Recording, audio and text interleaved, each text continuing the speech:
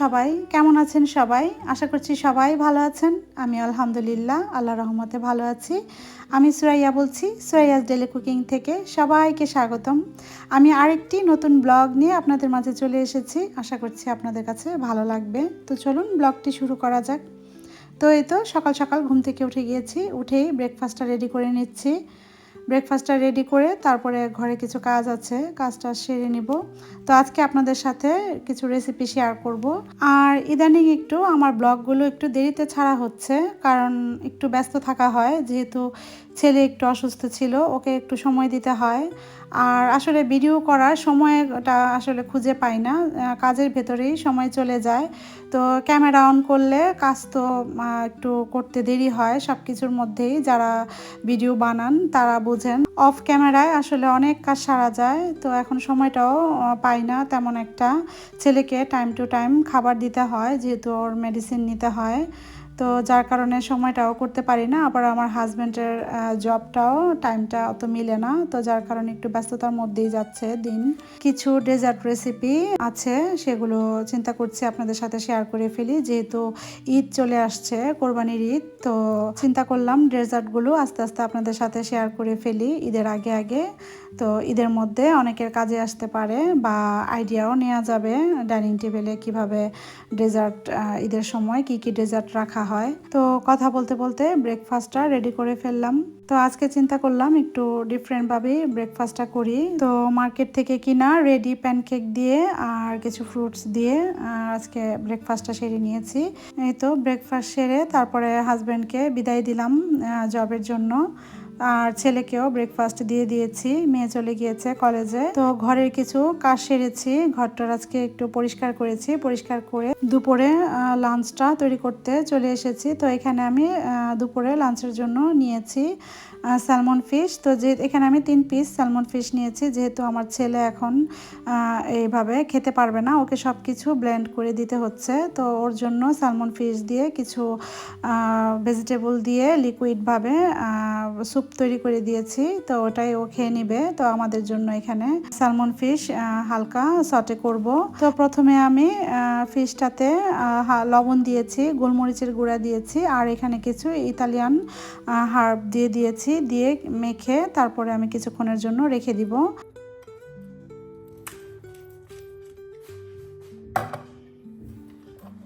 আর এই দিকটাতে কিছু ভেজিটেবলও নিয়েছি, এখানে আমি ভেজিটেবল সটে করব। তো এটা যার যার পছন্দ অনুযায়ী ভেজিটেবল নিতে পারবেন। তো এখানে আমি বেল পেপার নিয়েছি, ব্রকলি নিয়েছি, আর ক্যারটস নিয়েছি। তো এগুলোকে আমি কেটে নিব, ভালো করে ধুয়ে পরিষ্কার করে নিয়েছি।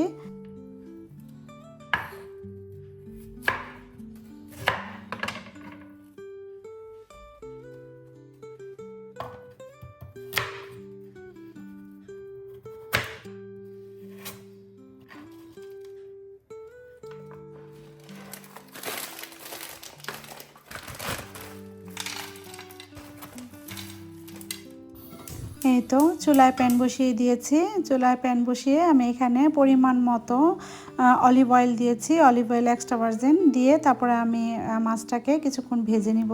তো ভাজার সময় আমি একটু লেমন কেটে উপরে দিয়ে দিয়েছি, এতে করে এটার স্মেলটাও সুন্দর আসবে, আর ভেতরেও একটু একটু লেমনের রসটাও যাবে, খেতে ভালো লাগবে। তো আরেকটি ফ্রাই প্যানে আমি ভেজিটেবলগুলো নিয়ে নিয়েছি, নিয়ে আমি ইতালিয়ান হার্ব, সল্ট আর পাপরিকা পাউডার দিয়ে দিয়েছি।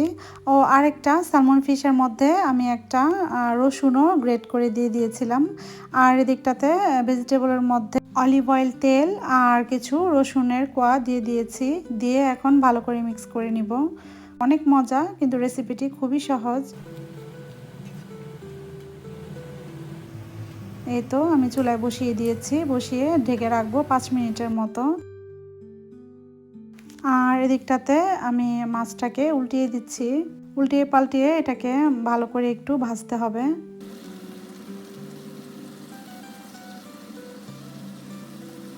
এই তো 5 মিনিট পরে আমি ভেজিটেবলটাকে একটু নেড়ে চেড়ে দিচ্ছি।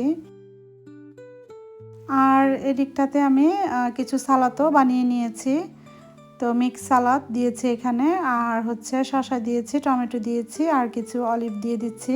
এভাবে মিক্স সালাদটা খেতে আসলে খুবই ভালো লাগে। আর কিছু আপেলও কেটে দিয়েছি।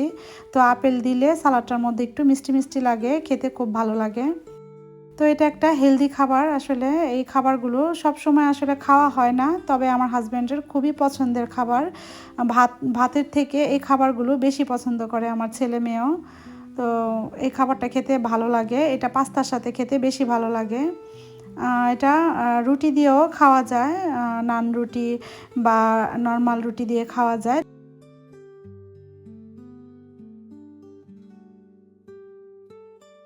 তো আমি এখানে কিছু ইতালিয়ান ব্রেড নিয়ে নিয়েছি। তো ইতালিয়ান ব্রেডগুলো আমি এখন গরম করে তারপরে খাবো। এই তো তৈরি হয়ে গেল দুপুরের লাঞ্চ, খুব সহজভাবেই তৈরি হয়েছে, খেতেও অনেক মজা। তো খাওয়া দাওয়া শেষ করে তারপরে বাইরে একটু হাঁটতে বের হয়েছি মেয়েকে নিয়ে। তো আমাদের এখানে ইদানিং ওয়েদারটা একটু ঠান্ডা ঠান্ডা যাচ্ছে, যেহেতু বৃষ্টি হচ্ছে। তো বিকেলবেলা হাঁটতেও ভালো লাগে যখন বৃষ্টি থাকে না, কিন্তু মেঘলা মেঘলা আকাশ, তো হাঁটতে খুব ভালো লাগে, ঠান্ডা ঠান্ডা লাগে। অত বেশি গরমও না ঠান্ডাও না, পাতলা জ্যাকেট পরলেই হয়ে যায়। আর এই সময়টাতে হাঁটতে খুবই ভালো লাগে, নতুন পাতা গজিয়েছে প্রতিটা জায়গায় জায়গায়। তো এতদিন তো গাছে কোনো পাতা ছিল না, শুধু ডাল, মনে হচ্ছিল যেন সব গাছপালা মরে গিয়েছে। তো আসলে শীতের সময় কোনো গাছপালাতেই পাতা থাকে না, তো কিছু কিছু গাছপালা আছে পাতা থাকে, আর বেশিরভাগই কোনো পাতা থাকে না। তো যাই হোক, কথা না বাড়িয়ে চলুন রেসিপিতে চলে যাই।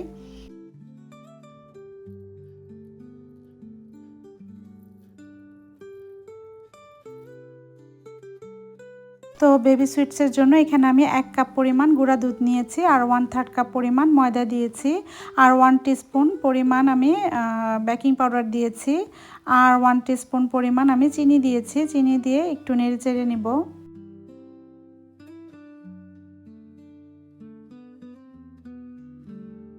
আর এখানে আমি মেল্ট বাটার নিয়েছি, তো আমি বাটারটা এখানে 2 টিস্পুন দিয়ে দিব।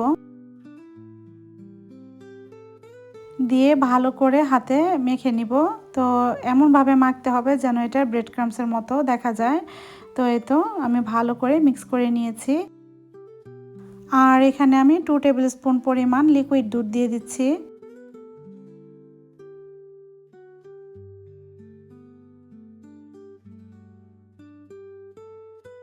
আর এখানে আমি একটা ডিম ফেটে নিয়েছি। তো ডিমটা আমি প্রথমে অল্প অল্প করে মিক্স করব। তো প্রথমে আমি 2 টেবিল স্পুন দিয়ে দিচ্ছি। দিয়ে তারপরে আমি হাতে মেখে নিব। তো এটা মাখতে মাখতেই বোঝা যাবে এটাতে আরেকটু ডিম লাগবে কিনা। তো অনেক সময় দেখা যায় একটা ডিম পুরোপুরি আমরা দিয়ে দেই। তো এটা টেবিল স্পুনে মেপে দিলে আসলে পুরোপুরি ঠিকমতো হয়। তো অনেক সময় ডিম বড় থাকে বা ছোট থাকে, তো যার কারণে ডিমটা মেপে দিলেই ভালো হয়। এখানে আমার 3 টেবিল স্পুনের মতো ডিম হয়েছে। তো 3 টেবিল স্পুন পুরো ডিমটাই আমার লেগেছে। তো পুরো ডিমটাই আমি দিয়ে ভালো করে মেখে নিয়েছি। আর মিষ্টির কনসিস্টেন্সিটা একটু মাখা মাখা থাকবে, তো মাখা মাখা থাকলেই ভালো। এটা একটু রেস্টে রাখলেই একদম সুন্দর পারফেক্ট একটা ডো তৈরি হবে। তো প্রথম প্রথম যখন হাতে মাখা হয় তখন হাতে লেগে লেগে যায়। তো হাতে লেগে লেগে গেলে সুন্দর করে মেখে ওইটাই পারফেক্ট একটা ডো। তো সুন্দর করে মেখে একটু রেস্টে রাখলে আর হাতে লাগে না। আর যদি হাতে লেগে যায় তাহলে একটু ঘি মেখে তারপরে ছোট ছোট করে বল আকারে তৈরি করলেই হয়ে যাবে। আর এখানে আমি চিনির শিরা বসিয়ে দিয়েছি চুলাতে। তো চিনির শিরাটা 1 কাপ চিনিতে 2 কাপ পানি। তো সেই হিসেবে পানি দিয়ে চিনির শিরাটা বসিয়ে দিতে হবে। 2টা এলাচি দিয়ে চুলা একটা বলক এনে আমি চুলাটা অফ করে দিয়েছি। আর এখানে ছোট ছোট বল তৈরি করে নিয়েছি। আর মিষ্টির বলগুলো একটু বেশি ছোট করেই করতে হবে, কারণ তেলে ভাজলে এটা ফুলে বড় হয়ে যায়। আর এই তো একটা কড়াইতে আমি বেশ পরিমাণ তেল দিয়েছি। তো এটা ডুবো তেলে ভাজলেই ভালো। আর আপনারা মনে রাখবেন তেলটা যেন বেশি গরম না হয়ে যায়। তো প্রথমেই তেলের মধ্যে মিষ্টিগুলো ছাড়লে মিষ্টিগুলো ডুবে থাকবে। তো আস্তে আস্তে আস্তে আস্তে একটা একটা করে উপরের দিকে উঠবে। তো এইভাবে ওই টেম্পারেচারের মধ্যেই মিষ্টিগুলো দিতে হবে। আর চুলার আঁচটা লো হিটে রাখতে হবে। তো লো হিটে প্রথমে রেখে তারপরে কিছুক্ষণ ভাজতে হবে, প্রায় 6 থেকে 7 মিনিট ভাজতে হবে। তো 6 থেকে 7 মিনিট পরে মিষ্টির কালারটা চেঞ্জ হয়ে আসবে।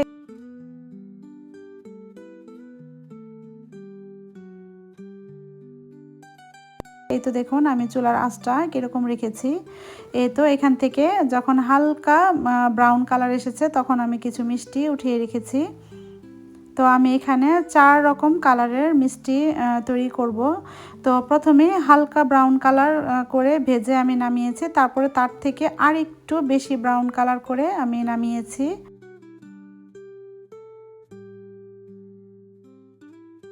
এখন আমি তার থেকেও আরেকটু বেশি ডার্ক কালার করে নামিয়েছি। আর বাকি যেগুলো আছে সেগুলো আমি একটু বেশি ডার্ক করে তারপরে নামিয়ে নিব। এই তো এখানে 4 রকমের কালারের মিষ্টি বেবি সুইটস তৈরি হবে।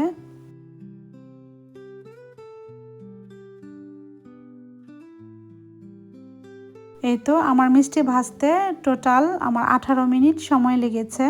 এই তো দেখুন কত ছোট ছোট করে আমি বানিয়ে তেলে দিয়েছিলাম, এখন একটু ফুলে বড় হয়েছে। তো এটা চিনির শিরাতে দিলে আর একটু বড় হবে। তো সেই পরিমাপেই আপনারা মিষ্টিটা তৈরি করবেন।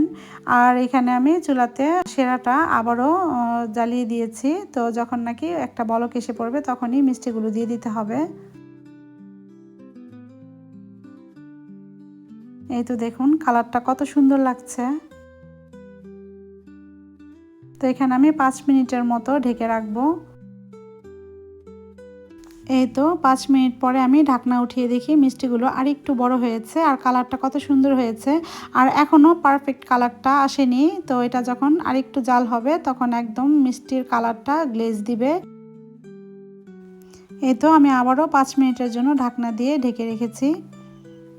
আর এতে করে আপনারা খেয়াল করবেন চিনির শিরাটা যেন পুরোপুরি না শুকিয়ে যায়। যখন নাকি চিনির শিরাটা একটু বেশি গাঢ় হয়ে যাবে তখন আপনারা ফুটন্ত গরম পানি 1/2 কাপ পরিমাণ একটু একটু করে দিয়ে দিবেন। তো এই তো পুরোপুরি মিষ্টিটা তৈরি হয়ে গিয়েছে। টোটাল 10 মিনিট সময় লেগেছে মিষ্টিটা হতে। এই তো মিষ্টিটা আপনারাই বুঝবেন, মিষ্টির কালারটা যখন চেঞ্জ হয়ে আসবে তখনই হয়ে যাবে মিষ্টি।